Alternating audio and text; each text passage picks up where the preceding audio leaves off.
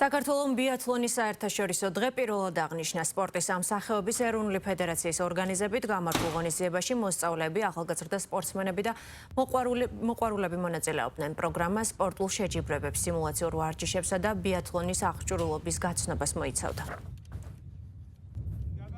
ამ სპორტით ვარ დაკავებული 2 წელი და ყველა ჩემ თანატოლს ურჩევ რომ დაკავდეს ამ სპორტით. დღეს საქართველოში აღნიშნავთ ბიატლონის საერთაშორისო დღეს, რომელიც პირველად ტარდება ჩვენ ქვეყანაში, ჩვენს ახალ ბიატლონის ტრასაზე, რომელიც ბაკურიანი 2025-თვის აშენდა და მინდა ვუთხრა საზოგადოებას, ეს არის ერთ-ერთი მაჩვენებელი იმისა, რომ ჩვენ ვიწყებთ ძალიან აქტიურად ბიატლონის განვითარებას ჩვენ ქვეყანაში.